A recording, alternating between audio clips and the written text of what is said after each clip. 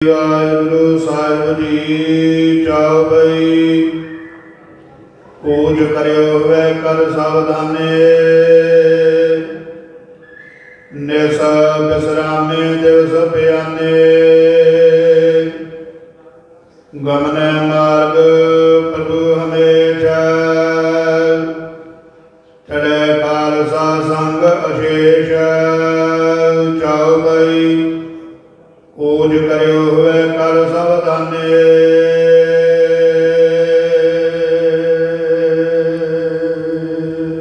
ਵਾਹਿਗੁਰੂ ਜੀ ਕਾ ਖਾਲਸਾ ਵਾਹਿਗੁਰੂ ਜੀ ਕੀ ਫਤਿਹ। ਸਤਿਗੁਰਾਂ ਦੀ ਸਾਜੀ ਨਿਵਾਜੀ, ਗੁਰੂ ਪਿਆਰੇ, ਗੁਰੂ ਸਵਾਰੀ, ਗੁਰੂ ਖਾਲਸਾ ਸਾਧ ਸੰਗਤ ਜੀ। ਅਕਾਲ ਪੁਰਖ ਵਾਹਿਗੁਰੂ ਅੰਤਰਜਾਮੀ ਦੀ ਮਹਾਨ ਕਿਰਪਾ ਰਹਿਮਤ ਬਖਸ਼ਿਸ਼ ਹੋ ਰਹੀ ਹੈ।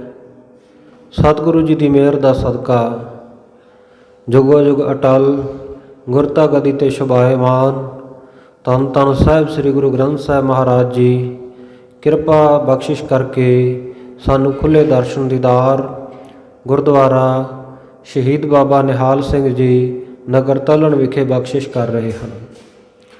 ਸੰਧਿਆ ਦੇ ਸਮੇਂ ਸਜੇ ਹੋਏ ਦੀਵਾਨਾਂ ਵਿੱਚ ਆਪ ਜੀ ਨੇ ਗੁਰੂ ਕੀ ਬਾਣੀ ਦਾ ਮਨੋਹਰ ਕੀਰਤਨ ਰਹਿਰਾਸ ਸਾਹਿਬ ਜੀ ਦੇ ਪਾਠ ਸਰਵਣ ਕੀਤੇ।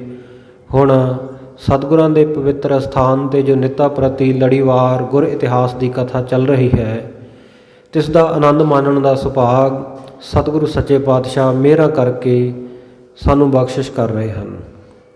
ਆਓ ਬੜੇ ਪਿਆਰ ਦੇ ਨਾਲ ਗੁਰੂ ਚਰਨਾਂ ਵਿੱਚ ਜੁੜੀਏ। ਕਲਗੀਆਂ ਵਾਲੇ ਪਾਤਸ਼ਾਹ, ਬਾਜਾਂ ਵਾਲੇ ਸ਼ਹਿਨਸ਼ਾਹ, ਅੰਮ੍ਰਿਤ ਕੇ ਦਾਤੇ, ਸਰਬੰਸਦਾਨੀ ਸਤਿਗੁਰੂ ਸਾਹਿਬੇ ਕਮਾਲ, ਧੰਨ ਧੰਨ ਸਾਹਿਬ ਸ੍ਰੀ ਗੁਰੂ ਗੋਬਿੰਦ ਸਿੰਘ ਸਾਹਿਬ ਜੀ ਮਹਾਰਾਜ ਦਿੱਲੀ ਵਿਖੇ ਗੁਰੂ ਕੀਆਂ ਸੰਗਤਾਂ ਨੂੰ ਤਾਰ ਕੇ ਨੌਵੇਂ ਪਾਤਸ਼ਾਹ ਜੀ ਦੇ ਸ਼ਹੀਦੀ ਅਸਥਾਨ ਔਰ ਸਤਿਗੁਰੂ ਜੀ ਦੇ ਧੜ ਦਾ ਜਿੱਥੇ ਸੰਸਕਾਰ ਲਵਾਣਿਆਂ ਵਣਜਾਰਿਆਂ ਸਿੱਖਾਂ ਨੇ ਕੀਤਾ, ਉਸ ਜਗ੍ਹਾ ਨੂੰ ਪ੍ਰਗਟ ਕਰਕੇ ਸਿੰਘਾਂ ਨੂੰ ਉਸ ਦੀ ਸੇਵਾ ਦੇ ਵਾਸਤੇ ਹੁਕਮ ਕਰਕੇ ਵਾਪਸ ਚੱਲਣ ਲਈ ਤਿਆਰ ਹੋਏ ਹਨ। ਔਰ ਸਿੰਘਾਂ ਦੀ ਬੇਨਤੀ, ਸੰਗਤਾਂ ਦੀ ਬੇਨਤੀ 'ਤੇ ਮਾਤਾ ਸੁੰਦਰੀ ਜੀ ਨੂੰ ਇੱਥੇ ਟਿਕਾ ਕੇ ਆਏ ਹਨ। ਮਾਤਾ ਜੀ ਦੇ ਬੇਨਤੀ ਕਰਨ 'ਤੇ ਇੱਕ ਸੁਨਿਆਰੇ ਦਾ ਪੁੱਤਰ ਮਾਤਾ ਜੀ ਨੂੰ ਗੋਦ ਲੈ ਕੇ ਦਿੱਤਾ ਹੈ, ਜਿਸ ਦਾ ਨਾਮ ਮਾਤਾ ਜੀ ਨੇ ਪਾਲਕ ਪੁੱਤਰ ਸਾਹਿਬਜ਼ਾਦਾ ਅਜੀਤ ਸਿੰਘ ਰੱਖਿਆ ਹੈ। ਹੂਬਹੂ ਸਾਹਿਬਜ਼ਾਦਾ ਅਜੀਤ ਸਿੰਘ ਜੀ ਦੇ ਨਾਲ ਮਿਲਦਾ ਜੁਲਦਾ ਚਿਹਰਾ। ਪਰ ਸਤਿਗੁਰੂ ਸਾਹਿਬ ਜੀ ਨੇ ਬਚਨ ਕੀਤੇ, ਹੇ ਸੁੰਦਰੀ, ਪੁੱਤਰ ਮੋਹ ਕਰਕੇ ਇਹਨੂੰ ਪਾਲ ਤਾਂ ਰਹੀ ਹੈ, ਪਰ ਵੱਡਾ ਹੋਇਆ ਤੇਰੇ ਵਾਸਤੇ ਦੁਖਦਾਈ ਹੋਵੇਗਾ, ਫਿਰ ਤੂੰ ਆਸਰਾ ਭਾਲੇਂਗੀ, ਤੇਰੀ ਮਦਦ ਕਰਨ ਵਾਲਾ ਕੋਈ ਨਹੀਂ ਹੋਵੇਗਾ। ਪਰ ਮਾਤਾ ਜੀ ਨੇ ਜਿੱਦ ਕਰਕੇ ਸਤਿਗੁਰੂ ਜੀ ਆਗਿਆ ਦੇ ਮੁਤਾਬਕ ਇਹ ਪੁੱਤਰ ਨੂੰ ਗੋਦ ਲੈ ਲਿਆ ਹੈ। ਉੱਥੋਂ ਸਤਿਗੁਰੂ ਜੀ ਚੱਲ ਕੇ ਮਥੁਰਾ ਪਹੁੰਚੇ।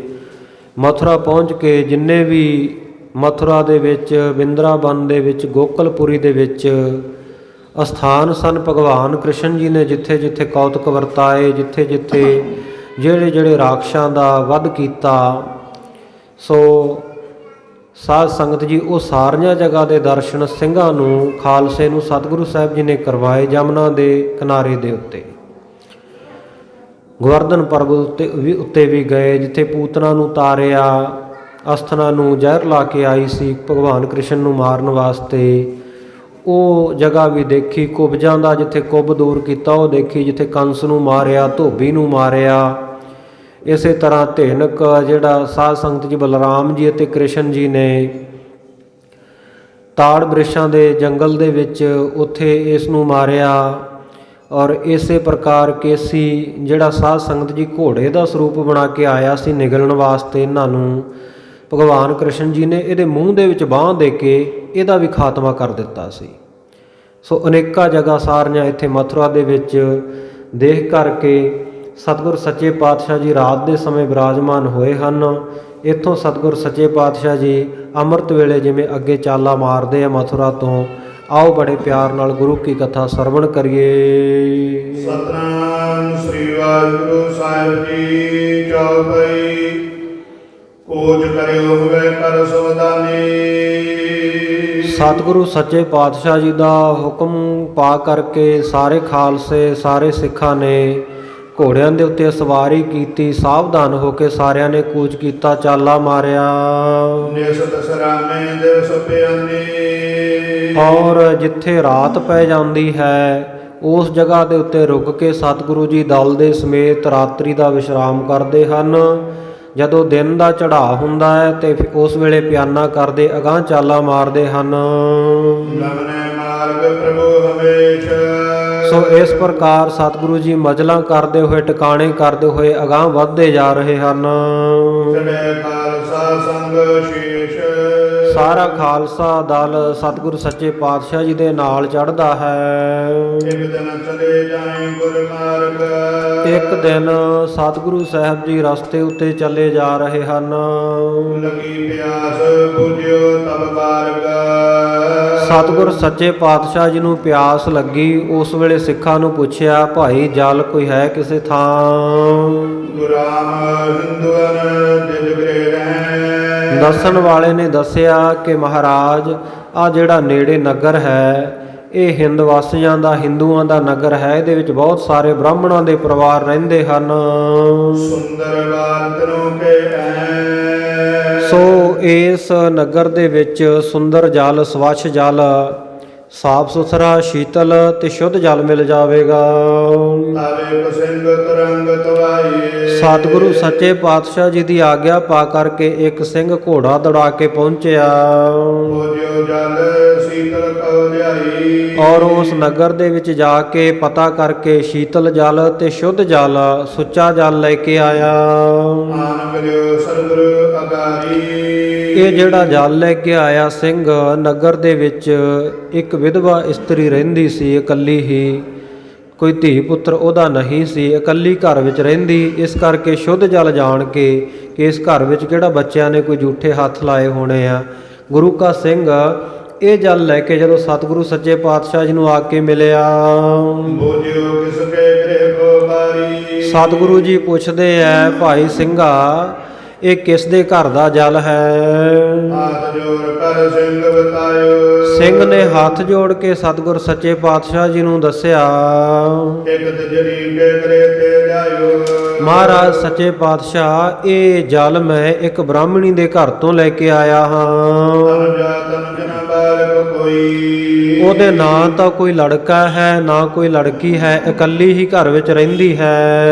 ਜਾਂ ਤੇ ਸੁਧ ਏਕਲ ਰਹਿ ਸੋਈ, ਇਸ ਕਰਕੇ ਮਹਾਰਾਜ ਉਹਦੇ ਘਰ ਦਾ ਜਲ ਮੈਂ ਸੁੱਚਾ ਜਾਣਿਆ, ਕਿਉਂਕਿ ਉਹ ਇਕੱਲੀ ਹੀ ਰਹਿੰਦੀ ਹੈ, ਕੋਈ ਬੱਚਾ ਬੱਚੀ ਝੂਠਾ ਹੱਥ ਨਹੀਂ ਲਾਉਂਦਾ ਘਰ ਵਿੱਚ। ਸੁਣ ਕਰ ਤੇ ਭਰਿਓ ਕਟੋਰਾ, ਸਤਿਗੁਰ ਸੱਚੇ ਪਾਤਸ਼ਾਹ ਜੀ ਦੇ ਹੱਥਾਂ ਵਿੱਚ ਜਿਹੜਾ ਉਹ ਬਾਟਾ ਕਟੋਰਾ ਭਰਿਆ ਹੋਇਆ ਸੀ ਜਲ ਦਾ, ਕੇਰ ਦੀਨ ਤੂਰਨ ਤਰ ਕੋਰਾ, ਸਤਿਗੁਰ ਸੱਚੇ ਪਾਤਸ਼ਾਹ ਨੇ ਉਸੇ ਵੇਲੇ ਉਹ ਜਲ ਧਰਤੀ ਉੱਤੇ ਡੋਲ ਦਿੱਤਾ।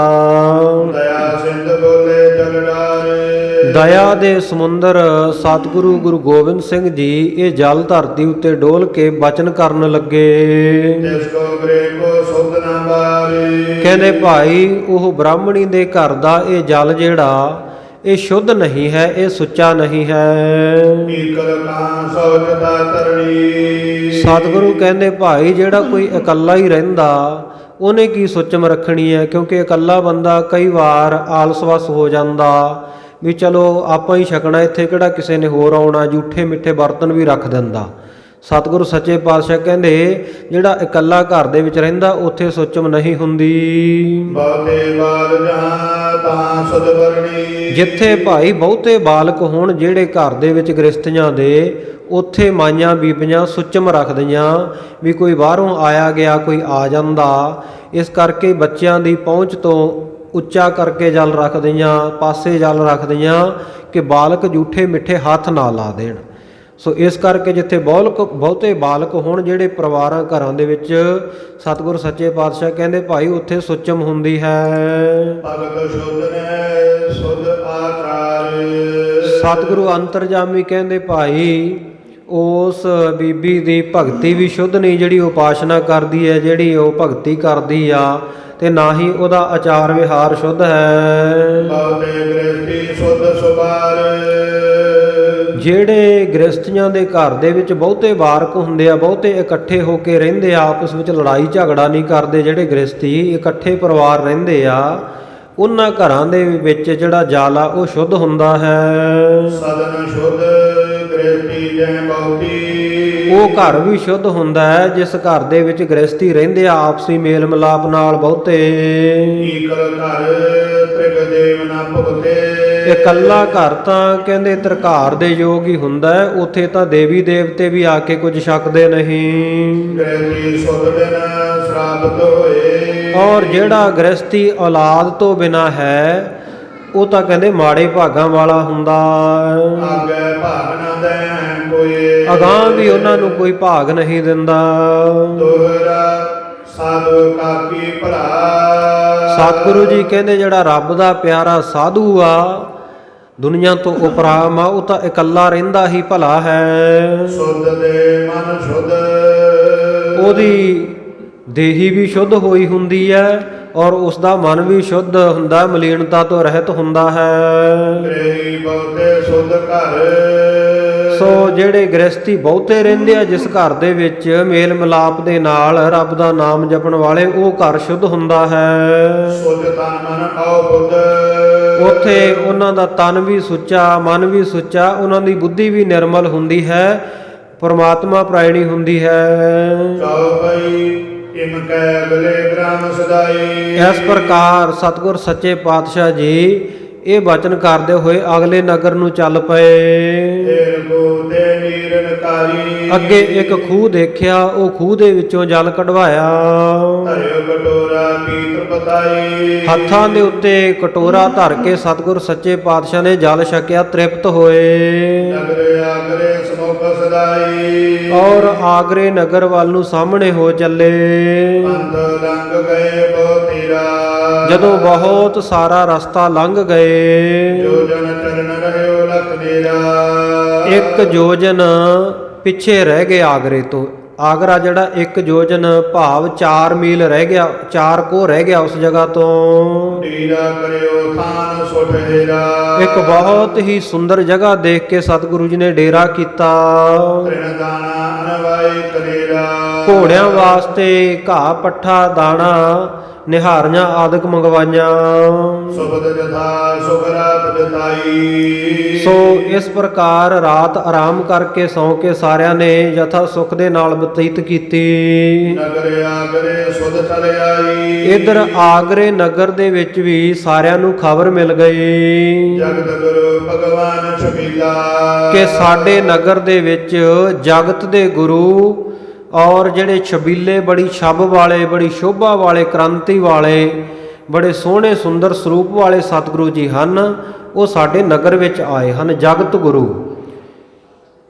ਕਿਉਂਕਿ ਸਤਿਗੁਰੂ ਸਾਹਿਬ ਜੀ ਜਗਤ ਦੇ ਗੁਰੂ ਹੈ। ਤੰਗ ਦਾਇਰਾ ਨਾ ਰੱਖੀਏ ਵੀ ਇਕੱਲੇ ਸਿੱਖਾਂ ਦੇ ਹੀ ਗੁਰੂ ਹੈ, ਨਹੀਂ ਭਾਈ, ਗੁਰੂ ਤਾਂ ਸਾਰਿਆਂ ਦਾ ਸਾਂਝਾ ਹੀ ਹੁੰਦਾ। ਔਰ ਕਲਯੁਗ ਦੇ ਸਮੇਂ ਦੇ ਵਿੱਚ ਤਾਂ ਵਿਸ਼ੇਸ਼ ਕਰਕੇ ਗੁਰਬਾਣੀ ਦੇ ਵਿੱਚ ਜਿਹੜੇ ਬਚਨ ਆਏ ਹੈ, ਕਲਯੁਗ ਪ੍ਰਮਾਣ ਨਾਨਕ ਗੁਰ ਅੰਗਦ ਅਮਰ ਕਹਾਇਓ। ਕਲਯੁਗ ਦੇ ਸਮੇਂ ਵਿੱਚ ਆ ਗੁਰੂ ਨਾਨਕ ਦੀ ਗੱਦੀ ਦਾ ਪਹਿਰਾ ਹੈ। ਬਾਕੀ ਧਰਮਾਂ ਵਾਲੇ ਵੀ ਚਲੋ ਆਪੋ ਆਪਣੇ ਧਰਮ ਦੇ ਮਰਿਆਦਾ ਮੁਤਾਬਕ ਉਹ ਪੂਜਾ ਕਰੀ ਜਾਂਦੇ ਆ, ਸੋ ਚੰਗੀ ਗੱਲ ਹੈ। ਪਰ ਕਲਯੁਗ ਦੇ ਵਿੱਚ ਜੇਕਰ ਕੋਈ ਪ੍ਰਮਾਣਿਕ ਗੁਰੂ ਹੈ, ਉਹ ਧੰਨ ਗੁਰੂ ਨਾਨਕ ਦੇਵ ਮਹਾਰਾਜ ਸੱਚੇ ਪਾਤਸ਼ਾਹ, ਦਸੇ ਪਾਤਸ਼ਾਹੀਆਂ ਧੰਨ ਗੁਰੂ ਗੋਬਿੰਦ ਸਿੰਘ ਜੀ ਔਰ 10 ਪਾਤਸ਼ਾਹੀਆਂ ਦੇ ਆਤਮਿਕ ਸਰੂਪ ਧੰਨ ਧੰਨ ਸਾਹਿਬ ਸ੍ਰੀ ਗੁਰੂ ਗ੍ਰੰਥ ਸਾਹਿਬ ਮਹਾਰਾਜ ਹਨ। ਸੋ ਇਸ ਕਰਕੇ ਜਗਤ ਗੁਰੂ ਗੁਰੂ ਨਾਨਕ ਦੇਵ, ਸਾਰੇ ਸੰਸਾਰ ਦੇ ਸਾਂਝੇ ਗੁਰੂ ਗੁਰੂ ਨਾਨਕ ਦੇਵ ਮਹਾਰਾਜ ਸੱਚੇ ਪਾਤਸ਼ਾਹ ਜੀ ਹਨ। ਜਾਹਰ ਪੀਰ ਜਗਤ ਗੁਰ ਬਾਬਾ। ਗੰਗ ਬਨਾਰਸ ਹਿੰਦੂਆਂ, ਮੁਸਲਮਾਨਾਂ ਮੱਕਾ ਕਾਬਾ। ਹਿੰਦੂਆਂ ਦੇ ਗੁਰੂ ਹੈ, ਸਿੱਖਾਂ ਦੇ ਗੁਰੂ ਹੈ, ਮੁਸਲਮਾਨਾਂ ਦੇ ਪੀਰ ਹੈ। ਜਿਵੇਂ ਆਪਾਂ ਸਿੱਖ ਕਹਾਉਂਦੇ ਆ, ਇਸੇ ਤਰ੍ਹਾਂ ਭਾਈ ਗੁਰੂ ਨਾਨਕ ਦੇਵ ਮਹਾਰਾਜ ਦੇ ਦਰ ਦੇ ਉੱਤੇ ਸ਼ਰਧਾ ਰੱਖਣ ਵਾਲੇ ਉਹ ਵੀ ਮੁਰਸ਼ਿਦ ਕਹਾਉਂਦੇ ਆ ਗੁਰੂ ਨਾਨਕ ਦੇ ਘਰ ਦੇ। ਸਤਿਗੁਰੂ ਸਾਹਿਬ ਜੀ ਨੂੰ ਆਪਣਾ ਪੀਰ ਮੰਨਦੇ ਹਨ, ਗੁਰੂ ਮੰਨਦੇ ਹਨ। ਇਸ ਕਰਕੇ ਸਤਿਗੁਰੂ ਦਾ ਦਰ ਘਰ ਐਸਾ ਸਾਂਝਾ ਕਿ ਵੀਰ ਜਿਹ ਦਰ ਆਵਤ ਜਾਤੇ ਹੋ ਹਟਕੈ ਨਾਹੀ ਕੋਏ, ਸੋ ਦਰ ਕੈਸੇ ਛੋੜੀਐ ਜੋ ਦਰ ਐਸਾ ਹੋਏ। ਖੱਤਰੀ ਬ੍ਰਾਹਮਣ ਸੂਦ ਵੈਸ ਉਪਦੇਸ਼ ਚੌ ਵਰਨਾ ਕੋ ਸਾਂਝਾ। ਇੱਥੇ ਕਿਸੇ ਜਾਤ ਦਾ, ਕਿਸੇ ਧਰਮ ਦਾ, ਕਿਸੇ ਨਸਲ ਦਾ ਕੋਈ ਮਨੁੱਖ ਆ ਜਾਵੇ, ਕਿਸੇ ਨਾਲ ਕੋਈ ਦਵੈਸ਼ ਨਹੀਂ। ਸਭ ਦੇ ਵਾਸਤੇ ਸਾਂਝਾ ਉਪਦੇਸ਼। ਜੇਕਰ ਕੋਈ ਮੁਸਲਮਾਨ ਆਵੇ ਕਿ ਉਹਦੇ ਵਾਸਤੇ ਉਪਦੇਸ਼ ਨਹੀਂ ਹੈ? ਸਤਿਗੁਰੂ ਜੀ ਦੀ ਬਾਣੀ ਕਹਿੰਦੀ ਮੁਸਲਮਾਨ ਮੋਮ ਦਿਲ ਹੋਵੈ, ਅੰਤਰ ਕੀ ਮਲ ਦਿਲ ਤੇ ਧੋਵੈ। ਜਿਹੜਾ ਮੁਸਲਮਾਨ ਹੈ ਭਾਈ, ਉਹ ਨਰਮ ਦਿਲ ਹੋਣਾ ਚਾਹੀਦਾ ਹੈ ਔਰ ਆਪਣੇ ਅੰਦਰ ਦੀ ਮੈਲ ਜਿਹੜੀ ਹੈ ਹਿਰਦੇ ਦੀ ਮਲੀਨਤਾ ਨੂੰ ਦੂਰ ਕਰੇ, ਰੱਬ ਦੇ ਨਾਮ ਜਪ ਕੇ, ਖੁਦਾ ਅੱਲਾਹ ਤਾਲਾ ਦਾ। ਕੋਈ ਆਵੇ ਤੇ ਕੋਈ ਬੋਲੇ ਰਾਮ ਰਾਮ, ਕੋਈ ਖੁਦਾਏ, ਕੋਈ ਸੇਵੈ ਗੁਸਈਆ, ਕੋਈ ਅੱਲਾਹ ਹੈ। ਕੋਈ ਰਾਮ ਰਾਮ ਕਹਿ ਲਏ, ਕੋਈ ਖੁਦਾ ਖੁਦਾ ਜਪੇ। ਸਭ ਦੇ ਵਾਸਤੇ ਸਾਂਝਾ ਉਪਦੇਸ਼ ਹੈ। ਸੋ ਇਸ ਪ੍ਰਕਾਰ ਜੇ ਕੋਈ ਬ੍ਰਾਹਮਣ ਆਉਂਦਾ ਤਾਂ ਸਤਿਗੁਰੂ ਜੀ ਉਪਦੇਸ਼ ਦਿੰਦੇ ਹਨ, ਸੋਈ ਬ੍ਰਾਹਮਣ ਜੋ ਬਿੰਦੈ ਬ੍ਰਹਮ, ਸੀਲ ਸੰਤੋਖ ਕਾ ਰੱਖੈ ਧਰਮ। ਬ੍ਰਹਮ ਬਿੰਦੇ ਤੇ ਬ੍ਰਾਹਮਣਾ ਜੇ ਚੱਲੈ ਸਤਿਗੁਰ ਭਾਏ। ਸੋ ਪੰਡਿਤ ਜੋ ਮਨ ਪ੍ਰਬੁੱਧ ਹੈ, ਰਾਮ ਨਾਮ ਆਤਮ ਮੈਂ ਸੁਧ ਹੈ। ਇਸੇ ਪ੍ਰਕਾਰ ਸਿੱਖ ਆ ਕੇ ਬੇਨਤੀ ਕਰੇ, ਮਹਾਰਾਜ ਮੈਂ ਸਿੱਖ ਹਾਂ, ਮੇਰੇ ਵਾਸਤੇ ਕੀ ਉਪਦੇਸ਼ ਹੈ? ਸਤਿਗੁਰੂ ਜੀ ਕਹਿੰਦੇ ਸੋ ਸਿੱਖ ਸਖਾ ਬੰਧਪ ਹੈ ਭਾਈ, ਜੇ ਗੁਰ ਕੇ ਭਾਣੇ ਵਿੱਚ ਆਵੈ, ਆਪਣੇ ਭਾਣੇ ਚੱਲੈ ਭਾਈ, ਵਿਛੜ ਚੋਟਾਂ ਖਾਵੈ। ਜਿਹੜਾ ਭਾਈ ਆਪਣੇ ਭਾਣੇ ਆਪਣੇ ਮਨ ਦੀ ਮੱਤ ਦੇ ਅਨੁਸਾਰ ਚੱਲੇਗਾ, ਵਿਛੜ ਕੇ ਜਨਮਾਂ ਜਨਮਾਂ ਦੇ ਉਹਨੂੰ ਵਿਛੋੜੇ ਪੈਣਗੇ। ਜਮ ਜਮ ਮਰੈ ਮਰੈ ਫਿਰ ਜੰਮੈ, ਬਹੁਤ ਸਜਾਏ ਪਿਆ ਦੇਸ ਲੰਮੈ। ਉਹਨੂੰ ਵਿਛੋੜਾ ਪਵੇਗਾ ਜਨਮਾਂ ਜਨਮਾਂਤਰਾਂ ਦਾ। ਜੇ ਕੋ ਗੁਰ ਤੇ ਬੇਮੁਖ ਹੋਵੈ, ਬਿਨ ਸਤਿਗੁਰ ਮੁਕਤ ਨਾ ਪਾਵੈ। ਸਾਧ ਸੰਗਤ ਜੀ, ਉਹ ਫਿਰ ਮੁਕਤੀ ਨੂੰ ਪ੍ਰਾਪਤ ਨਹੀਂ। ਵਿਛੋੜੇ ਦੇ ਵਿੱਚ ਕਦੇ ਜਨਮ ਹੋਵੇਗਾ, ਕਦੇ ਮੌਤ ਆਵੇਗੀ। ਇਉਂ 84 ਲੱਖ ਜੂਨਾਂ ਵਿੱਚ ਭਰਮਦਾ ਫਿਰੇਗਾ। ਪਰ ਜਿਹੜਾ ਗੁਰੂ ਕਾ ਸਿੱਖ ਬਣ ਜਾਵੇਗਾ, ਗੁਰੂ ਕੀ ਸਿੱਖਿਆ ਨੂੰ ਧਾਰਨ ਕਰੇਗਾ, ਸਿੱਖੀ ਸਿੱਖਿਆ ਗੁਰ ਵਿਚਾਰ, ਉਹਨਾਂ ਨੂੰ ਕੀ ਪ੍ਰਾਪਤੀ ਹੋਏਗੀ? ਉਹਨਾਂ ਦਾ ਸਤਿਗੁਰ ਸੱਚੇ ਪਾਤਸ਼ਾਹ ਜੀ ਕਲਿਆਣ ਕਰਨਗੇ, ਭਲਾ ਕਰਨਗੇ, ਲੋਕ ਸੁਖੀਆ ਔਰ ਪਰਲੋਕ ਸੁਹੇਲਾ ਕਰਨਗੇ। ਸਿੱਖ ਕੌਣ ਹੈ? ਜਿਹੜਾ ਸਤਿਗੁਰੂ ਜੀ ਦੀ ਸਿੱਖੀ ਦੇ ਉੱਤੇ, ਸਿੱਖਿਆ ਦੇ ਉੱਤੇ ਚੱਲਦਾ ਹੈ। ਸੋ ਸਿੱਖ ਸਖਾ ਬੰਧਪ ਹੈ ਭਾਈ, ਜੇ ਗੁਰ ਕੇ ਭਾਣੇ ਵਿੱਚ ਆਵੈ, ਆਪਣੇ ਭਾਣੇ ਜੋ ਚੱਲੈ ਭਾਈ, ਵਿਛੜ ਚੋਟਾਂ ਖਾਵੈ। ਜਿਹੜਾ ਭਾਈ ਆਪਣੇ ਮਨ ਦੀ ਮੱਤ ਪਿੱਛੇ ਲੱਗੇਗਾ, ਵਿਛੜ ਕੇ ਚੋਟਾਂ ਖਾਵੇਗਾ। ਕਬੀਰ ਜਮ ਕਾ ਠੇਂਗਾ ਬੁਰਾ ਹੈ, ਉਹ ਨਹੀਂ ਸਹਿਆ ਜਾਏ। ਏਕ ਜੋ ਸਾਧੂ ਮੋਹਿ ਮਿਲਿਓ, ਤਿਨ ਲੀਆ ਅੰਚਲ ਲਾਏ। ਜਮਾਂ ਦੀਆਂ ਚੋਟਾਂ, ਜਮ ਕਾਲ ਸਹ ਹੈ, ਸਿਰ ਡੰਡਾ ਹੈ। ਜਮਾਂ ਦਾ ਡੰਡਾ ਸਿਰ ਤੇ ਸਹਾਰਨਾ ਪਵੇਗਾ। ਪਰ ਸਿੱਖ ਉਹੀ ਹੈ ਜਿਹੜਾ ਗੁਰੂ ਦੇ ਭਾਣੇ ਵਿੱਚ ਚੱਲਦਾ ਹੈ, ਗੁਰੂ ਦੀ ਮੱਤ ਅਨੁਸਾਰ ਚੱਲਦਾ ਹੈ, ਜਿਹੜਾ ਗੁਰਮੁਖ ਬਣ ਕੇ ਚੱਲਦਾ, ਜਿਹਨੇ ਮੁੱਖ ਤੌਰ ਦੇ ਉੱਤੇ ਗੁਰੂ ਨੂੰ ਜਾਣਿਆ ਹੈ, ਜਿਹਦਾ ਮੁੱਖ ਗੁਰੂ ਦੇ ਵੱਲ ਹੈ, ਜਾਂ ਜਿਸਨੇ ਮੁਖੀ ਗੁਰਾਂ ਦੁਆਰਾ ਉਪਦੇਸ਼ ਨੂੰ ਧਾਰਨ ਕੀਤਾ ਹੈ, ਉਹ ਸਿੱਖ ਹੈ। ਇਸ ਪ੍ਰਕਾਰ ਇਹ ਗੁਰੂ ਨਾਨਕ ਦੇ ਘਰ ਦੇ ਵਿੱਚ ਭਾਈ ਕੋਈ ਆਵੇ, ਸਭ ਦੇ ਵਾਸਤੇ ਸਾਂਝਾ ਉਪਦੇਸ਼ ਹੈ। ਔਰ ਪ੍ਰਮਾਣਿਕ ਗੁਰੂ, ਜਗਤ ਗੁਰੂ ਗੁਰੂ ਨਾਨਕ ਦੇਵ। ਕਲਯੁਗ ਦੇ ਸਮੇਂ ਵਿੱਚ ਪ੍ਰਮਾਣਿਕ ਗੁਰਤਾ ਗੱਦੀ ਜਿਹੜੀ ਹੈ, ਉਹ ਭਾਈ ਗੁਰੂ ਨਾਨਕ ਦੇ ਘਰ ਦੀ ਹੈ। ਔਰ ਦੁਨੀਆ ਦੇ ਵਿੱਚ ਦੇਖ ਲਓ, ਕਿਸੇ ਧਰਮ ਦੇ ਲੋਕਾਂ ਨੂੰ ਆਪਾਂ ਕਹਿੰਦੇ ਤਾਂ ਨਹੀਂ ਜਾ ਕੇ ਸਾਨੂੰ ਸਿੱਖ ਆਖੋ। ਜਿਹੜਾ ਵੀ ਗੁਰੂ ਘਰ ਦੇ ਨਾਲ ਜੁੜਿਆ ਹੋਇਆ, ਉਹਨੂੰ ਸਾਧ ਸੰਗਤ ਜੀ ਹਰੇਕ ਹੀ ਦੇਖ ਕੇ ਕਹਿੰਦਾ ਇਹ ਸਿੱਖ ਹੈ। ਸਿੱਖ ਨਾਮ ਸ਼ਿਸ਼ ਦਾ, ਚੇਲੇ ਦਾ, ਸਟੂਡੈਂਟ ਕਹਿ ਲਓ ਅੱਜ ਦੀ ਅੰਗਰੇਜ਼ੀ ਭਾਸ਼ਾ ਦੇ ਵਿੱਚ। ਜਿਹੜਾ ਬੱਚਾ ਸਾਧ ਸੰਗਤ ਜੀ ਸਕੂਲ ਜਾਂਦਾ ਹੋਵੇ, ਉਸੇ ਨੂੰ ਸਟੂਡੈਂਟ ਕਿਹਾ ਜਾਂਦਾ ਨਾ। ਇਸੇ ਤਰ੍ਹਾਂ ਜਿਹੜਾ ਪ੍ਰਾਣੀ ਗੁਰੂ ਦੀ ਸਿੱਖਿਆ ਦੇ ਉੱਤੇ ਚੱਲਦਾ, ਉਹੀ ਸਿੱਖ ਹੈ। ਗੁਰੂ ਨਾਨਕ ਦੇ ਘਰ ਦਾ ਉਪਦੇਸ਼ ਸਾਰਿਆਂ ਵਾਸਤੇ ਸਾਂਝਾ। ਜਗਤ ਗੁਰੂ ਹਨ ਸਤਿਗੁਰੂ ਸੱਚੇ ਪਾਤਸ਼ਾਹ ਜੀ। ਇਹ ਵੱਖਰੀ ਗੱਲ ਹੈ ਭਾਈ, ਕੋਈ ਮੰਨਦਾ ਜਾਂ ਨਹੀਂ ਮੰਨਦਾ, ਉਹ ਹਰ ਇੱਕ ਦੇ ਮਨ ਦੀ ਆਪਣੀ ਮੌਜ ਹੈ। ਪਰ ਸਤਿਗੁਰੂ ਜੀ ਸਭ ਨੂੰ ਕਲਾਵੇ ਵਿੱਚ ਲੈਂਦੇ ਹੈ। ਇਸ ਕਰਕੇ ਕਦਾਚਿਤ ਵੀ ਸਾਧ ਸੰਗਤ ਜੀ ਇਹ ਸੰਕੁਰਾ ਜਿਹੜੀ ਨੀਤੀ ਆ, ਉਹ ਨਹੀਂ ਰੱਖਣੀ। ਕਦੇ ਵੀ ਸਾਧ ਸੰਗਤ ਜੀ ਇਸ ਤਰ੍ਹਾਂ ਨਹੀਂ ਕਹਿਣਾ ਕਿ ਸਤਿਗੁਰੂ ਸਾਹਿਬ ਜੀ ਇਕੱਲੇ ਸਿੱਖਾਂ ਦੇ ਹੀ ਗੁਰੂ ਆ। ਸਤਿਗੁਰੂ ਸਾਹਿਬ ਜੀ ਤਾਂ ਸਾਰੀ ਮਨੁੱਖਤਾ ਦੇ ਗੁਰੂ ਹਨ। ਜਾਹਰ ਪੀਰ ਜਗਤ ਗੁਰ ਬਾਬਾ। ਸਾਰੀ ਮਨੁੱਖਤਾ ਨੂੰ ਕਲਾਵੇ ਵਿੱਚ ਲੈਣ ਦੀ ਸਮਰੱਥਾ ਸਤਿਗੁਰੂ ਸੱਚੇ ਪਾਤਸ਼ਾਹ ਰੱਖਦੇ ਆ। ਤੇ ਭਾਈ ਆਪਾਂ ਨੂੰ ਲੋਕ ਸਿੱਖ ਕਹਿੰਦੇ ਆ। ਸਿੱਖ ਸਾਧ ਸੰਗਤ ਜੀ, ਸਿੱਖ ਦਾ ਜਿਹੜਾ ਸੰਬੰਧ ਗੁਰੂ ਦੇ ਨਾਲ ਹੈ, ਜਿਵੇਂ ਪਿਤਾ ਦੇ ਨਾਲ ਪੁੱਤਰ ਦੀ ਸ਼ੋਭਾ ਹੈ ਤੇ ਪੁੱਤਰ ਦੇ ਨਾਲ ਪਿਤਾ ਦੀ ਸ਼ੋਭਾ ਹੁੰਦੀ ਆ। ਜਿਹਦਾ ਪੁੱਤ ਹੋਊਗਾ ਉਸੇ ਨੂੰ ਪਿਓ ਆਖਿਆ ਜਾਊਗਾ ਨਾ। ਜਿਹਨੇ ਬੱਚੇ ਨੂੰ ਜਨਮ ਦਿੱਤਾ ਹੈ, ਜਿਹਦੇ ਘਰ ਪੁੱਤਰ ਪੈਦਾ ਹੋਇਆ, ਉਸੇ ਨੂੰ ਪਿਤਾ ਦਾ ਦਰਜਾ ਮਿਲਦਾ ਨਾ। ਖੈਰ ਬਾਕੀ ਭਾਵੇਂ ਦੁਨੀਆ ਦੇ ਬੱਚਿਆਂ ਨੂੰ ਲੋਕ ਕਹਿੰਦੇ ਰਹਿਣ ਆ ਪੁੱਤ ਆ ਪੁੱਤਰਾ, ਪਰ ਸਾਧ ਸੰਗਤ ਜੀ ਜਿਹੜਾ ਆਪਣੇ ਪੁੱਤਰ ਨੂੰ ਗੋਦ ਵਿੱਚ ਲੈ ਕੇ ਪਿਆਰ ਦੇਣ ਦਾ ਆਨੰਦ ਆ ਉਹ ਤਾਂ ਇੱਕ ਪਿਤਾ ਨੂੰ ਹੀ ਪਤਾ ਹੈ। ਸੋ ਇਸੇ ਪ੍ਰਕਾਰ ਜਿਹੜਾ ਸਾਧ ਸੰਗਤ ਜੀ ਜਿਸ ਦੇ ਸਿਰ ਦੇ ਉੱਤੇ ਪਿਤਾ ਦਾ ਛਾਇਆ ਹੈ, ਸੋ ਸਾਧ ਸੰਗਤ ਜੀ ਉਹ ਪੁੱਤਰਾਂ ਨੂੰ ਪਤਾ ਹੈ ਪਿਤਾ ਦੀ ਛਾਂ ਕੀ ਹੁੰਦੀ ਆ। ਸੋ ਇਸੇ ਪ੍ਰਕਾਰ ਗੁਰੂ ਅਤੇ ਸਿੱਖ ਦਾ ਨਾਤਾ ਹੈ। ਜੇ ਸਾਧ ਸੰਗਤ ਜੀ ਆਪਾਂ ਨੂੰ ਸਾਰੀ ਦੁਨੀਆ ਸਿੱਖ ਕਹਿੰਦੀ ਆ ਤਾਂ ਇਹਦਾ ਮਤਲਬ ਸਾਡਾ ਗੁਰੂ, ਕਿਉਂਕਿ ਜਿਹੜਾ ਸੱਚਾ ਗੁਰੂ ਹੋਊਗਾ ਸਿੱਖ ਜਾਂ ਚੇਲੇ ਤਾਂ ਉਹਦੇ ਹੀ ਹੋਣਗੇ ਨਾ।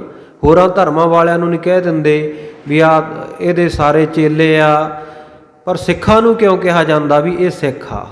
ਕਿਉਂਕਿ ਸਤਿਗੁਰੂ ਸੱਚੇ ਪਾਤਸ਼ਾਹ ਦਾ ਕਲਯੁਗ ਦੇ ਵਿੱਚ ਪਹਿਰਾ ਹੈ। ਕਲਯੁਗ ਵਿੱਚ ਪ੍ਰਮਾਣਿਕ ਗੁਰਤਾ ਗੱਦੀ ਜਿਹੜੀ ਹੈ ਉਹ ਗੁਰੂ ਨਾਨਕ ਦੇ ਘਰ ਦੀ ਹੈ।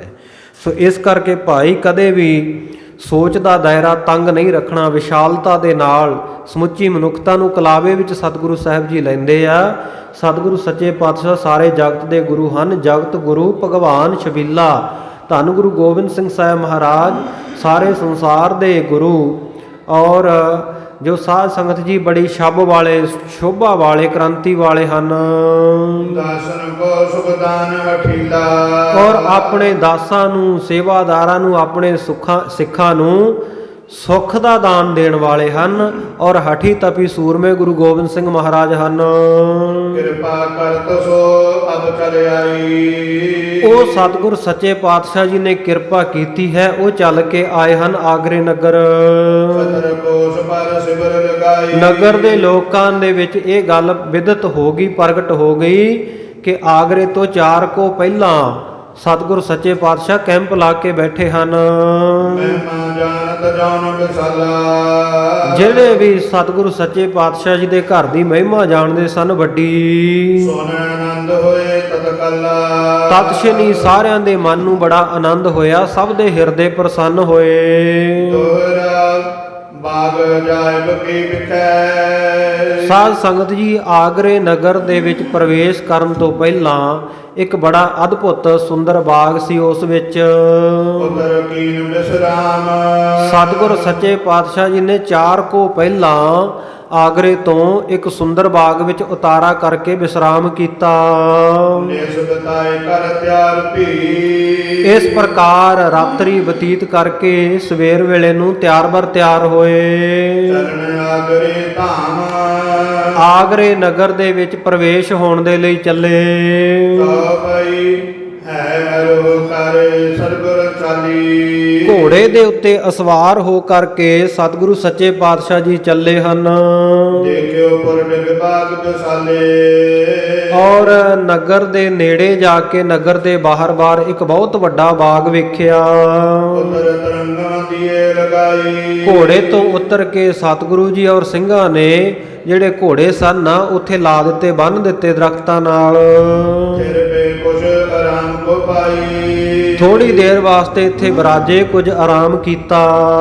ਉਦੋ ਖਾਨਾ ਇਬ ਖਾਨ, ਇਸ ਜਗ੍ਹਾ ਦੇ ਉੱਤੇ ਆਗਰੇ ਦੇ ਵਿੱਚ ਸਾਧ ਸੰਗਤ ਜੀ ਇੱਕ ਖਾਨਾ ਨਾਂ ਦਾ ਮੁਸਲਮਾਨ ਪਠਾਨ ਖਾਨ ਰਹਿੰਦਾ ਸੀ। ਪ੍ਰਾਰਥਨਾ ਅਕਬਰ ਕੋ ਹੀਆਨ, ਇਹਦਾ ਨਾਂ ਸਾਧ ਸੰਗਤ ਜੀ ਖਾਨਾ ਸੀ। ਇਸ ਖਾਨ ਦਾ, ਇਹ ਅਕਬਰ ਦਾ ਭਰਾ ਨਹੀਂ ਸੀ। ਇੱਕ ਤਾਂ ਅਕਬਰ ਦਾ ਭਰਾ ਹੋਇਆ ਖਾਨਾ, ਇਹ ਹੋਰ ਖਾਨਾ ਸੀ। ਇਹਦਾ ਨਾਮ ਇਤਿਹਾਸ ਦੇ ਵਿੱਚ ਮੁਨਾਇਮ ਖਾਨ ਦੱਸਦੇ ਆ।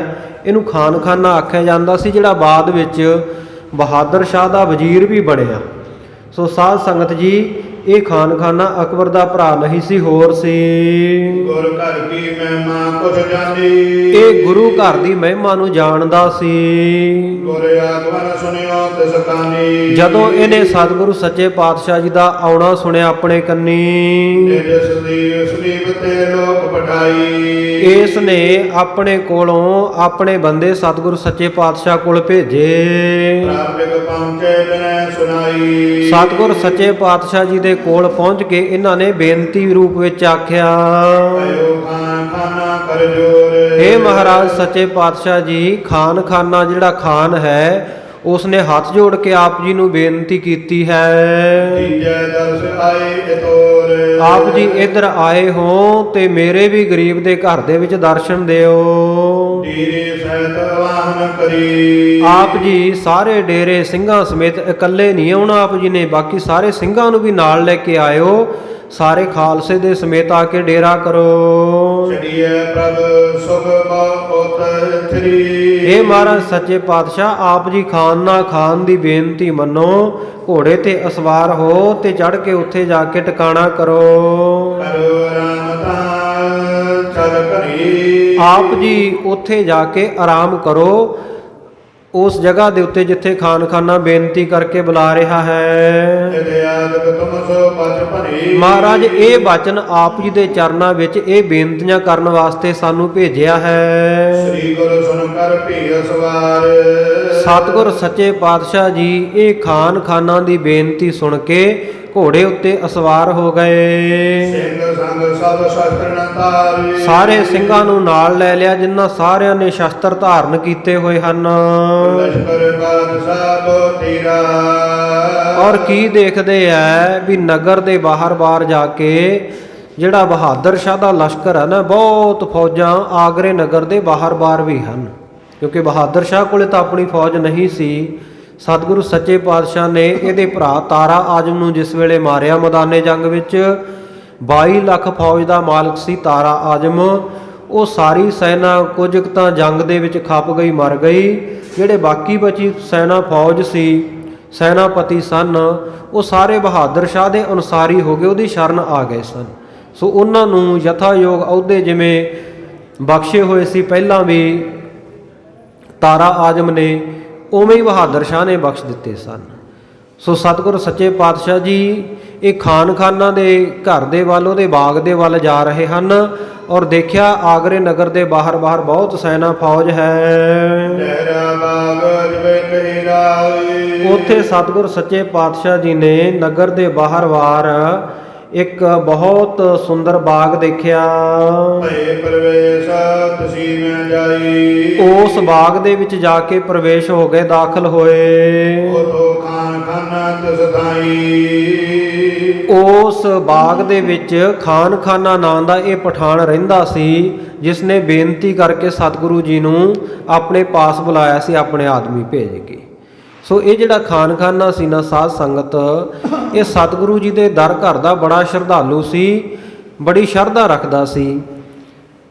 ਸਿਰਫ ਆਪਾਂ ਸਿੱਖ ਹੀ ਗੁਰੂ ਘਰ ਉੱਤੇ ਸ਼ਰਧਾ ਨਹੀਂ ਰੱਖਦੇ ਭਾਈ, ਕਈ ਬਾਕੀ ਧਰਮਾਂ ਵਾਲੇ ਵੀ ਨਾ, ਉਹ ਕਈ ਵਾਰ ਆਪਣੇ ਤੋਂ ਵੀ ਬਹੁਤ ਜ਼ਿਆਦਾ ਸ਼ਰਧਾ ਭਾਵਨਾ ਰੱਖਣ ਵਾਲੇ ਲੋਕ ਹੁੰਦੇ ਹੈ। ਸਤਿਗੁਰੂ ਦੇ ਦਰ ਘਰ ਵਿਖੇ ਬਹੁਤ ਸਾਰੇ ਲੋਕ। ਸੋ ਇਹ ਜਿਹੜਾ ਖਾਨਾ ਸੀ ਇਹ ਵੀ ਗੁਰੂ ਕੇ ਲੰਗਰਾਂ ਦੀ ਸੇਵਾ ਕਰਦਾ ਹੁੰਦਾ, ਲੰਗਰ ਚਲਾਉਂਦਾ ਆਏ ਗਏ ਵਾਸਤੇ। ਔਰ ਸਤਿਗੁਰ ਸੱਚੇ ਪਾਤਸ਼ਾਹ ਜੀ ਅੱਗੇ ਵੀ ਇਹਨੂੰ ਵਚਨ ਕਰਨਗੇ ਕਿ ਸਾਰੀ ਤਾ ਉਮਰ ਤੋਂ ਇਹ ਸੇਵਾ ਜਾਰੀ ਰੱਖਣੀ ਹੈ। ਸੋ ਸਾਧ ਸੰਗਤ ਬਹੁਤ ਸਾਰੇ ਲੋਕ, ਕੀ ਹਿੰਦੂ, ਕੀ ਮੁਸਲਮਾਨ, ਕੀ ਈਸਾਈ, ਗੁਰੂ ਘਰ ਦੇ ਅੱਜ ਵੀ ਬੜੇ ਸ਼ਰਧਾਲੂ ਆ, ਸ਼ਰਧਾ ਭਾਵਨਾ ਵਾਲੇ। ਅੰਮ੍ਰਿਤਸਰ ਸਾਹਿਬ ਦੇ ਵਿੱਚ ਸਾਧ ਸੰਗਤ ਜੀ ਇੱਕ ਮਹਾਂਪੁਰਖ ਸੰਤ ਬਾਬਾ ਰਣ ਸਿੰਘ ਜੀ ਹੋਏ ਹੈ। ਸੋ ਉੱਥੇ ਉਹਨਾਂ ਦਾ ਬਾਬਾ ਖੜਕ ਸਿੰਘ ਜੀ ਦੇ ਨਾਮ ਤੋਂ ਡੇਰਾ, ਉਹਨਾਂ ਦੇ ਵਚਨ ਮਿਲਦੇ ਆ। ਮਹਾਂਪੁਰਖਾਂ ਦੇ ਵਚਨਾਂ ਦੇ ਮੁਤਾਬਕ ਉਹ ਇੱਕ ਵਾਰ ਭਰ ਜਵਾਨੀ ਦੇ ਵਿੱਚ ਜਦੋਂ ਸਨ ਨਾ, ਗੁਰ ਅਸਥਾਨਾਂ ਦੇ ਦਰਸ਼ਨ ਕਰਦੇ ਸਢੌਰੇ ਨਗਰ ਦੇ ਵਿੱਚ ਚਲੇ ਗਏ। ਪੀਰ ਬੁੱਧੂ ਸ਼ਾਹ ਜੀ ਦਾ ਜਿਹੜਾ ਨਗਰ ਹੈ ਸਢੌਰਾ, ਉਸ ਨਗਰ ਦੇ ਵਿੱਚ ਉਹਨਾਂ ਨੂੰ ਇੱਕ ਬੜਾ ਭਲਾ ਪੁਰਸ਼, ਇੱਕ ਪਠਾਨ ਮਿਲਿਆ, ਜਿਸ ਨੇ ਸਾਧ ਸੰਗਤ ਜੀ ਗੁਰੂ ਕੇ ਲੰਗਰ ਲਾਏ ਹੋਏ ਆਏ ਗਏ ਸੰਗਤ ਦੀ ਸੇਵਾ ਕਰਦਾ। ਹੁਣ ਸਾਧ ਸੰਗਤ ਉਹ ਮੁਸਲਮਾਨ ਪਠਾਨ, ਉਹ ਕਿਹੜੇ ਲੰਗਰ ਲਾਉਂਦੇ, ਉਹਨਾਂ ਦੀ ਤਾਂ ਮਸਜਿਦ ਦੇ ਵਿੱਚ ਵੀ ਕੋਈ ਲੰਗਰ ਪ੍ਰਸ਼ਾਦਾ ਨਹੀਂ ਵਰਤਦਾ, ਸੁੰਨਸਾਨ ਜਗ੍ਹਾ ਹੁੰਦੀ ਆ। ਉਹ ਮਹਾਂਪੁਰਖ ਕਹਿੰਦੇ ਵੀ ਮੈਂ ਉੱਥੇ ਜਾ ਕੇ ਬੜਾ ਹੈਰਾਨ ਹੋਇਆ ਵੀ ਆ ਇੱਕ ਮੁਸਲਮਾਨ ਪਠਾਨ ਇਹ ਗੁਰੂ ਕੇ ਲੰਗਰਾਂ ਦੀ ਸੇਵਾ ਕਰਦਾ। ਕਹਿੰਦੇ ਮੈਂ ਜਾ ਕੇ ਉਹਦੇ ਕੋਲ ਜਦੋਂ ਪਹੁੰਚਿਆ, ਉਹਨੇ ਬੜਾ ਆਦਰ ਸਤਿਕਾਰ ਕੀਤਾ। ਆਓ ਸੰਤ ਜੀ, ਮਹਾਤਮਾ ਜੀ, ਦੱਸੋ ਤੁਹਾਨੂੰ ਕਿਸ ਚੀਜ਼ ਦੀ ਇੱਛਾ ਹੈ? ਗੁਰੂ ਨਾਨਕ ਦੇਵ ਮਹਾਰਾਜ ਦੀ ਕਿਰਪਾ ਨਾਲ ਉਹੀ ਪੂਰੀ ਹੋਵੇਗੀ। ਮਹਾਂਪੁਰਖ ਕਹਿੰਦੇ ਮੈਂ ਬੜਾ ਹੈਰਾਨ ਹੋਇਆ ਵੀ ਇਹ ਪਠਾਨ ਗੁਰੂ ਨਾਨਕ ਦੇਵ ਜੀ ਦੇ ਉੱਤੇ ਇੰਨੀ ਸ਼ਰਧਾ ਰੱਖਦਾ। ਕਹਿੰਦੇ ਜੀ ਮੈਂ ਤਾਂ ਇਹੀ ਜਾਣਨ ਵਾਸਤੇ ਆਇਆ ਪਠਾਨ ਸਾਹਿਬ ਵੀ ਤੁਸੀਂ, ਤੁਹਾਡੇ ਧਰਮ ਦੇ ਵਿੱਚ ਤਾਂ ਆਹ ਲੰਗਰ ਵਾਲੀ ਮਰਿਆਦਾ ਨਹੀਂ ਹੈ, ਪਰ ਤੁਸੀਂ ਇਹ ਗੁਰੂ ਕਾ ਲੰਗਰ ਔਰ ਗੁਰੂ ਨਾਨਕ ਦੇਵ ਜੀ ਦੇ ਉੱਤੇ ਸ਼ਰਧਾ ਕਿਵੇਂ ਇਹ ਸੇਵਾ ਜਾਰੀ ਰੱਖੀ ਹੋਈ ਆ। ਤਾਂ ਪਠਾਨ ਕਹਿਣ ਲੱਗਾ ਕਿ ਜੀ ਇਹ ਗੁਰੂ ਨਾਨਕ ਦੇਵ ਮਹਾਰਾਜ ਸੱਚੇ ਪਾਤਸ਼ਾਹ ਜੀ ਦਾ ਮੈਨੂੰ ਹੁਕਮ ਹੈ, ਇਸ ਕਰਕੇ ਕਹਿੰਦਾ ਮੈਂ ਇਹ ਸੇਵਾ ਜਾਰੀ ਰੱਖੀ ਆ। ਉਹਨੇ ਆਪਣੀ ਬੀਤੀ ਹੋਈ ਸਾਰੀ ਗੱਲਬਾਤ ਦੱਸੀ, ਸਾਰੀ ਵਾਰਤਾ। ਕਹਿੰਦਾ ਜਦੋਂ ਮੈਂ ਭਰ ਜਵਾਨੀ ਦੇ ਵਿੱਚ ਸੀ ਨਾ, ਉਸ ਵੇਲੇ ਮੈਂ ਬਹੁਤ ਸਾਰੇ ਧਰਮ ਗ੍ਰੰਥਾਂ ਨੂੰ ਬਚਪਨ ਤੋਂ ਹੀ ਪੜ੍ਹਨ ਦਾ ਸ਼ੌਂਕ ਸੀ। ਮੈਂ ਸਾਰੇ ਧਰਮ ਗ੍ਰੰਥ ਪੜ੍ਹੇ, ਆਪਣੇ ਧਰਮ ਦੇ ਵੀ ਪੜ੍ਹੇ, ਹੋਰਨਾਂ ਧਰਮਾਂ ਦੇ ਵੀ ਪੜ੍ਹੇ, ਪਵਿੱਤਰ ਕੁਰਾਨ ਸ਼ਰੀਫ ਵੀ ਪੜ੍ਹਿਆ। ਸੋ ਮਨ ਦੇ ਵਿੱਚ ਇੱਕੋ ਹੀ ਇਹ ਭਾਵਨਾ ਬਣੀ ਹੋਈ ਸੀ ਕਿ ਮੈਨੂੰ ਖੁਦਾ ਦੇ, ਅੱਲਾਹ ਤਾਲਾ ਦੇ, ਵਾਹਿਗੁਰੂ ਦੇ ਦਰਸ਼ਨ ਹੋ ਜਾਣ। ਕਿਉਂਕਿ ਸਾਧ ਸੰਗਤ ਜੀ, ਬਾਕੀ ਜਿਹੜੀਆਂ ਮੰਗਾਂ ਉਹ ਤਾਂ ਵਾਹਿਗੁਰੂ ਪਰਮੇਸ਼ਰ ਸਾਨੂੰ ਬਿਨਾਂ ਕਹੀ ਸਾਡੀਆਂ ਪੂਰੀਆਂ ਕਰੀ ਜਾਂਦਾ ਨਾ। ਜੇ ਆਪਾਂ ਪਦਾਰਥਾਂ ਵਾਸਤੇ ਕਹੀਏ, ਆਪਾਂ ਧਾਰਮਿਕ ਲਾਈਨ ਪਕੜਦੇ ਹਾਂ, ਧਾਰਮਿਕ ਲਾਈਨ ਫੜਨ ਦਾ, ਧਾਰਮਿਕ ਰਸਤੇ ਉੱਤੇ ਚੱਲਣ ਦਾ ਇੱਕੋ ਇੱਕ ਤੇ ਸਭ ਤੋਂ ਜਿਹੜਾ ਵੱਡਾ ਪਰਮ ਪ੍ਰਯੋਜਨ ਹੈ ਉਹ ਇਹ ਹੁੰਦਾ ਹੈ ਕਿ ਸਾਡਾ ਵਾਹਿਗੁਰੂ ਪਰਮੇਸ਼ਰ ਦੇ ਨਾਲ ਮਿਲਾਪ ਹੋ ਜਾਵੇ। ਬਾਕੀ ਜਿਹੜੇ ਪਦਾਰਥ ਹੈ ਦੁਨਿਆਵੀ, ਉਹ ਤਾਂ ਵਾਹਿਗੁਰੂ ਸੱਚੇ ਪਾਤਸ਼ਾਹ ਸਾਰਿਆਂ ਨੂੰ ਦੇਈ ਜਾਂਦਾ, ਚਾਹੇ ਉਹਨੂੰ ਕੋਈ ਮੰਨਦਾ ਹੈ, ਉਹਦੇ ਧਰਮ ਦੇ ਮਾਰਗ ਦੇ ਉੱਤੇ ਚੱਲਦਾ, ਚਾਹੇ ਨਹੀਂ ਵੀ ਚੱਲਦਾ, ਸਭ ਨੂੰ ਰੋਜੀ ਦਿੰਦਾ। ਜ਼ਮੀਨ ਕੋ ਦੇਤ ਜਮਾਨ ਕੋ ਦੈ ਹੈ, ਸਾਰਿਆਂ ਨੂੰ ਉਹ ਵਾਹਿਗੁਰੂ ਪਰਮੇਸ਼ਰ ਰੋਜੀ ਬਖਸ਼ਦਾ। ਕਾਹੇ ਕੋ ਡੋਲਤ ਹੈ ਤੁਮਰੀ ਸੁਧ, ਸੁੰਦਰ ਸ੍ਰੀ ਪਦਮਾ ਪਤ ਲੈ ਹੈ।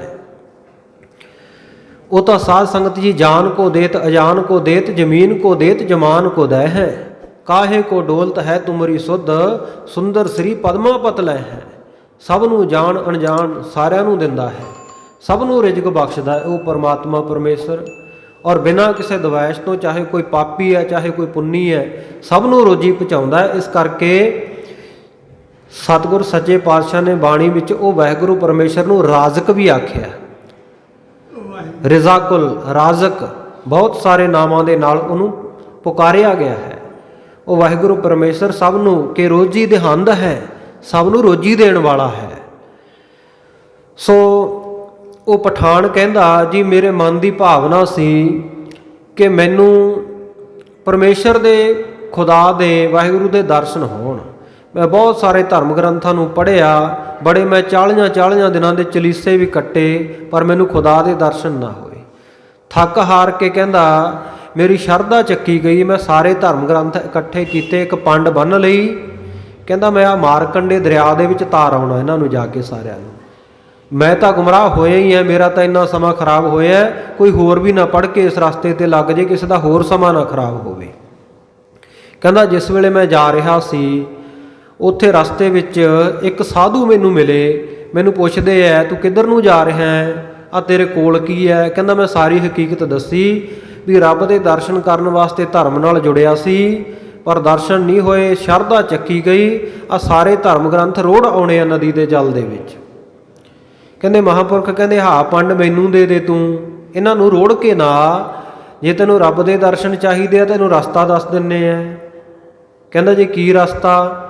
ਮਹਾਂਪੁਰਖਾਂ ਨੇ ਇੱਕ ਓੰਕਾਰ ਸਤਨਾਮ ਕਰਤਾ ਪੁਰਖ ਨਿਰਭਉ ਨਿਰਵੈਰ ਅਕਾਲ ਮੂਰਤ ਅਜੂਨੀ ਸੈ ਭੰ ਗੁਰ ਪ੍ਰਸਾਦ ਜਪ ਆਦ ਸੱਚ ਜੁਗਾਦ ਸੱਚ ਹੈ ਭੀ ਸੱਚ ਨਾਨਕ ਹੋਸੀ ਭੀ ਸੱਚ। ਇਹ ਮੂਲ ਮੰਤਰ ਬਖਸ਼ਿਸ਼ ਕਰ ਦਿੱਤਾ।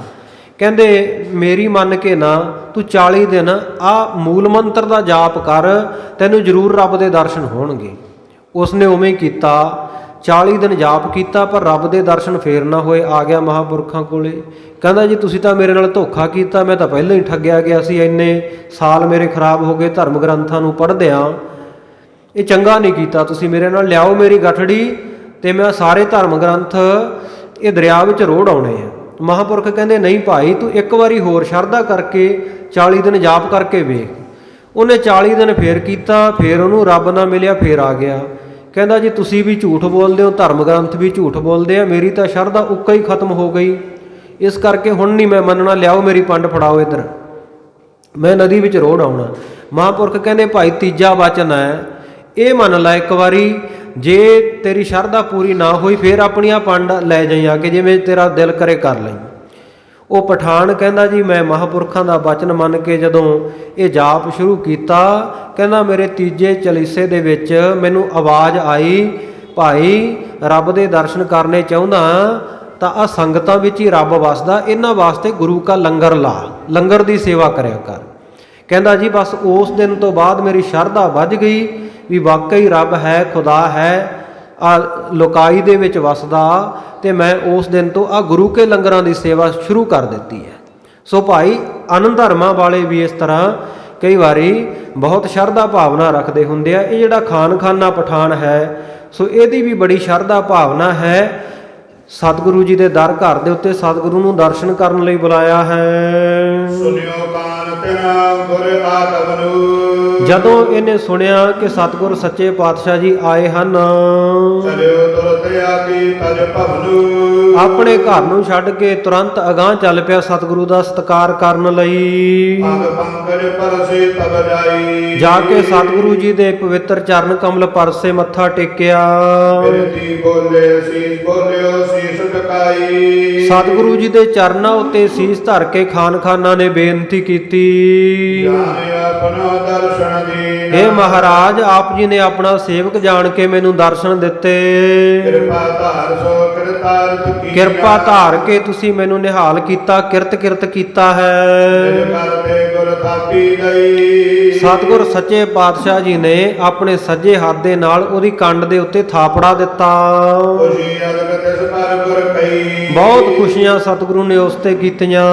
ਹਾਥ ਜੋੜ ਤਬ ਬਿਨੈ ਬਖਾਨੀ, ਹੱਥ ਜੋੜ ਕੇ ਉਸਨੇ ਫਿਰ ਸਤਿਗੁਰੂ ਜੀ ਨੂੰ ਬੇਨਤੀ ਕੀਤੀ, ਮਮ ਸਰੀਰ ਮੈਂ ਬਿਰਤਾ ਹਾਨੀ, ਮਹਾਰਾਜ ਮੈਨੂੰ ਨਾ ਆ ਤੰਗੀ ਹੈ ਕਿ ਮੇਰੇ ਸਰੀਰ ਦੇ ਵਿੱਚ ਬਹੁਤ ਪੀੜਾਂ ਉੱਠਦੀਆਂ ਹਨ। ਬਰਾਬਰ ਕੀ ਕਰਨਾ ਤੇ ਜਾਈ, ਮਹਾਰਾਜ ਜੇ ਆਪ ਜੀ ਕਿਰਪਾ ਕਰਦੇ ਹੋ, ਤੁਹਾਡੀ ਕਿਰਪਾ ਦੇ ਨਾਲ ਇਹ ਖਤਮ ਹੋ ਸਕਦੀਆਂ। ਪ੍ਰਤੀਗਤ ਮੈਂ ਚਤਲਾਈ, ਮੈਂ ਤਾਂ ਮਹਾਰਾਜ ਬਹੁਤ ਸਮੇਂ ਦਾ ਆਪ ਜੀ ਦਾ ਇੰਤਜ਼ਾਰ ਕਰਦਾ ਰਿਹਾ ਹਾਂ। ਗੁਰ ਕਯੋ ਨ ਅਤਿ ਰਹੈ, ਸਤਿਗੁਰੂ ਜੀ ਸੁਣ ਕੇ ਦਇਆ ਦੇ ਘਰ ਵਿੱਚ ਆਏ, ਕਹਿੰਦੇ ਭਾਈ ਹੁਣ ਨਹੀਂ ਤੇਰੇ ਤਨ ਦੀ ਕੋਈ ਪੀੜਾ ਰਹੇਗੀ, ਹਮ ਸੋ ਬਿਰਣ ਅੰਤੇ ਅਹੈ, ਹੁਣ ਤੇਰਾ ਸਾਡੇ ਨਾਲ ਮਿਲਾਪ ਹੋ ਗਿਆ ਹੈ।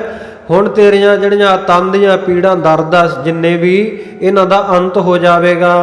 ਨਿਤ ਪ੍ਰਤ ਦਿਓ ਸੁਜਨ ਆਹਾਰੀ, ਨਿੱਤਾ ਪ੍ਰਤੀ ਕਹਿੰਦੇ ਭੁੱਖੇ ਲੋਕਾਂ ਨੂੰ ਆਹਾਰ ਦਿਓ, ਲੰਗਰ ਛਕਾਓ, ਬਚ ਦੁਰਾਏ ਕਰ ਇਕ ਦਿਨਾਰ, ਤੇ ਉਹ ਭੋਜਨ ਛਕਾਉਣ ਵੇਲੇ ਉਹਦੇ ਵਿੱਚ ਲੁਕੋ ਕੇ 1 ਦਿਨਾਰ ਇੱਕ ਮੋਹਰ ਵੀ ਲੋਕਾਂ ਨੂੰ ਦੇਣੀ ਹੈ, ਸਾਹਮਣੇ ਪ੍ਰਗਟ ਨਹੀਂ ਕਰਨਾ, ਉਹ ਭੋਜਨ ਦੇ ਵਿੱਚ ਹੀ ਲੁਕੋ ਕੇ ਦੇ ਦੇਣੀ ਹੈ।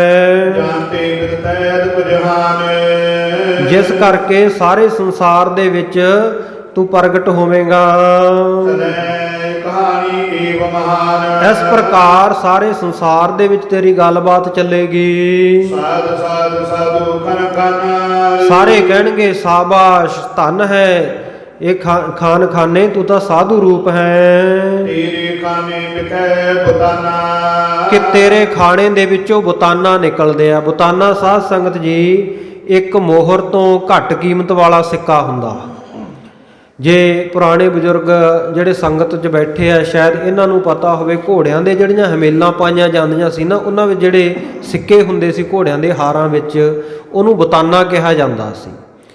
ਸੋ ਉਸ ਦੀ ਉਸ ਵੇਲੇ ਬਹੁਤ ਕੀਮਤ ਹੁੰਦੀ ਸੀ। ਜਦੋਂ ਖਾਲਸਾ ਰਾਜ ਦੇ ਵਿੱਚ ਵੀ ਖਾਲਸੇ ਸਿੰਘਾਂ ਨੂੰ ਸਿਰੋਪਾਓ ਦੇਣਾ ਹੁੰਦਾ ਤੇ ਉਹ ਬੁਤਾਨਿਆਂ ਦਾ ਹਾਰ ਸਾਧ ਸੰਗਤ ਜੀ ਸਿਰੋਪਾਓ ਦੇ ਰੂਪ ਦੇ ਵਿੱਚ ਨਾਲ ਪਹਿਨਾਇਆ ਜਾਂਦਾ ਸੀ ਸਤਿਕਾਰ ਕਰਨ ਵਾਸਤੇ। ਸੋ ਇੱਕ ਬੁਤਾਨੇ ਦੀ, ਉਸ ਇੱਕ ਮੋਹਰ ਦੀ ਉਸ ਵੇਲੇ ਬਹੁਤ ਕੀਮਤ ਹੁੰਦੀ ਸੀ। ਖਾਣੇ ਦੇ ਵਿੱਚ ਸਤਿਗੁਰ ਸੱਚੇ ਪਾਤਸ਼ਾਹ ਕਹਿੰਦੇ ਭਾਈ ਇਹ ਤੂੰ ਉਹਨਾਂ ਦੇ ਲੁਕੋ ਕੇ ਦੇ ਦਿਆ ਕਰਨਾ, ਕਿਉਂਕਿ ਇਹ ਪੁਰਾਤਨ ਮਰਿਆਦਾ ਹੈ। ਇਹਨੂੰ ਸਾਧ ਸੰਗਤ ਭਾਵੇਂ ਜਦੋਂ ਕਿਸੇ ਨੂੰ ਭੋਜਨ ਪ੍ਰਸ਼ਾਦਾ ਛਕਾਉਂਦੇ ਆ, ਆਪਾਂ ਅੱਜ ਵੀ 5 ਪਿਆਰਿਆਂ ਨੂੰ ਛਕਾਉਂਦੇ ਆ, ਤਾਂ ਜਦੋਂ ਭੋਜਨ ਛਕਾਇਆ ਜਾਵੇ, ਲੰਗਰ ਛਕਾਇਆ ਜਾਵੇ, ਉਸ ਵੇਲੇ ਗ੍ਰਸਤੀ ਕੀ ਕਰਦੇ ਆ, ਆਪਣਾ ਧਰਮ ਨਿਭਾਉਂਦੇ ਹੋਏ ਕੁਝ ਨਾ ਕੁਝ ਭੇਟਾ ਜ਼ਰੂਰ ਦਿੰਦੇ ਆ। ਉਹਨੂੰ ਚਾਹੇ ਆਪਾਂ ਦੰਦ ਘਸਾਈ ਕਹਿ ਲਓ ਤੇ ਚਾਹੇ ਦਰਸ਼ਨੀ ਭੇਟਾ ਕਹਿ ਲਓ। ਸੋ ਸਾਧ ਸੰਗਤ ਜੀ ਇਹ ਪੁਰਾਣੇ ਸਮਿਆਂ ਤੋਂ ਮਰਿਆਦਾ ਚੱਲੀ ਆਉਂਦੀ ਆ। ਪੁਰਾਣੇ ਸਮਿਆਂ ਦੇ ਵਿੱਚ ਭੋਜਨ ਦੇ ਵਿੱਚ ਹੀ ਰੱਖ ਕੇ ਥਾਲੀ ਤੇ ਦੇ ਦਿੰਦੇ, ਜਿਸ ਨੇ ਛਕਣਾ ਉਹਨੇ ਚੱਕ ਕੇ ਆਪਣੀ ਮਾਇਆ ਉਹ ਜੇਬ ਵਿੱਚ ਪਾ ਲੈਣੀ। ਅੱਜ ਕੱਲ੍ਹ ਥੋੜ੍ਹਾ ਜਿਹਾ ਰੂਪ ਬਦਲ ਗਿਆ, ਉਹ ਲਿਫਾਫੇ ਜਿਹੇ ਦੇ ਵਿੱਚ ਪਾ ਕੇ ਗੁਪਤੀ ਸਿੰਘਾਂ ਨੂੰ ਫੜਾ ਦਿੰਦੇ ਆ। ਸੋ ਇਸ ਕਰਕੇ ਗੁਰੂ ਕੇ ਲੰਗਰਾਂ ਦੀ ਇਹ ਮਰਿਆਦਾ, ਜਦੋਂ ਸਿੰਘਾਂ ਨੂੰ ਭੋਜਨ ਛਕਾਇਆ ਜਾਵੇ ਤੇ ਉਸ ਵੇਲੇ ਨਾਲ ਦਰਸ਼ਨੀ ਭੇਟਾ ਜ਼ਰੂਰ, ਕਿਉਂਕਿ ਗੁਰੂ ਕੇ ਬਾਣੀ ਪੜ੍ਹਨ ਵਾਲੇ ਸਿੰਘ ਆ ਕੇ ਉਹ ਘਰ ਦੇ ਵਿੱਚ ਜਾਪ ਕਰਦੇ, ਗੁਰੂ ਕੀ ਬਾਣੀ ਪੜ੍ਹਦੇ।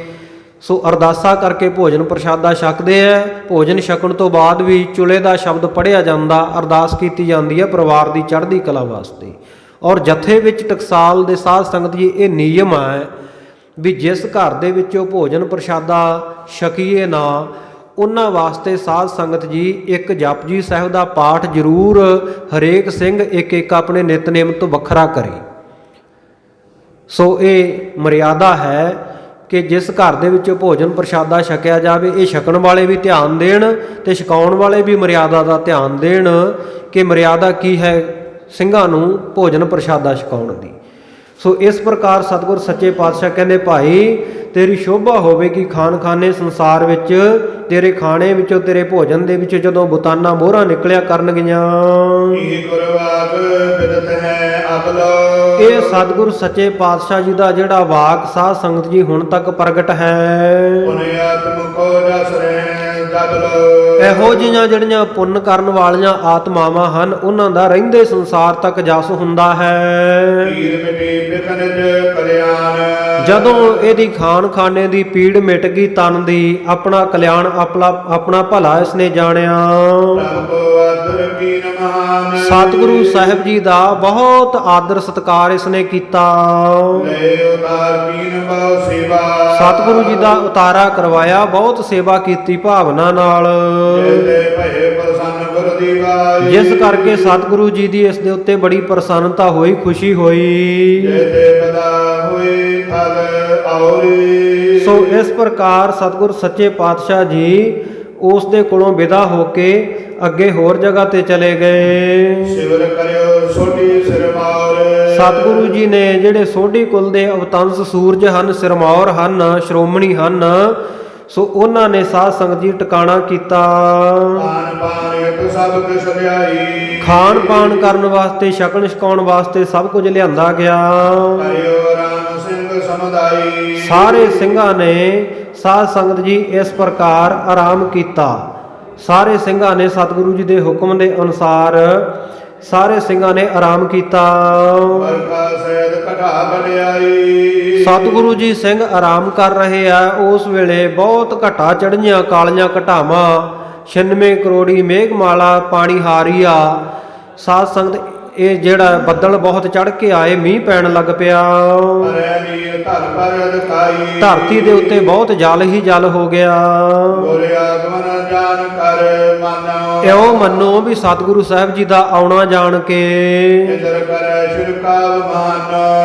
ਇੰਦਰ ਨੇ ਸਤਿਗੁਰੂ ਜੀ ਦੇ ਸਤਿਕਾਰ ਵਾਸਤੇ ਇਹ ਛਿੜਕਾਓ ਕੀਤਾ, ਸਤਿਗੁਰੂ ਜੀ ਦੇ ਰਸਤਿਆਂ ਵਿੱਚ ਆਦਰ ਸਤਿਕਾਰ ਦੇ ਵਾਸਤੇ। ਸੋ ਇਸ ਪ੍ਰਕਾਰ ਸਾਧ ਸੰਗਤ ਜੀ ਸਤਿਗੁਰੂ ਸੱਚੇ ਪਾਤਸ਼ਾਹ ਜੀ ਆਗਰੇ ਵਿਖੇ ਪਹੁੰਚਦੇ ਹੈ। ਜਿਵੇਂ ਬਹਾਦਰ ਸ਼ਾਹ ਨੂੰ ਜਾ ਕੇ ਦਰਸ਼ਨ ਦੇਣਗੇ, ਬਚਨ ਬਿਲਾਸ ਉਸ ਦੇ ਨਾਲ ਹੋਣਗੇ। ਇਹ ਪ੍ਰਸੰਗ ਆਪਾਂ ਬਾਕੀ ਰਹਿੰਦਾ ਸਤਿਗੁਰੂ ਕਿਰਪਾ ਕਰਨ ਕੱਲ ਦੇ ਦੀਵਾਨ ਦੇ ਵਿੱਚ ਆਪਾਂ ਨੂੰ ਬਖਸ਼ਿਸ਼ ਕਰਨਗੇ। ਕਥਾ ਰਲ ਮਿਲ ਕੇ ਵਿਚਾਰਾਂਗੇ। ਅੱਜ ਦੀ ਕਥਾ ਵਿਚਾਰ ਦੌਰਾਨ ਹੋਈਆਂ ਬੇਅੰਤ ਭੁੱਲਾਂ ਦੀ ਸਮੂਹ ਸੰਗਤਾਂ ਨੇ ਖਿਮਾ ਬਖਸ਼ਿਸ਼ ਕਰਨੀ ਸਮੇਂ ਦੀ ਸੰਪੂਰਨਤਾ ਹੈ। ਆਓ ਸਮਾਪਤੀ ਦੀਆਂ ਤੁਕਾਂ ਪੜ੍ਹ ਕੇ ਗੁਰਫਤਿਹ ਵਿੱਚ ਹਾਜ਼ਰੀ ਲਵਾਈਏ। ਅਰਦਾਸ ਬੇਨਤੀ ਦੇ ਵਿੱਚ ਸਾਰੇ ਹਾਜ਼ਰ ਹੋਈਏ। ਗੁਰ ਆਗਮਨ ਜਾਣ ਕਰ ਮਨ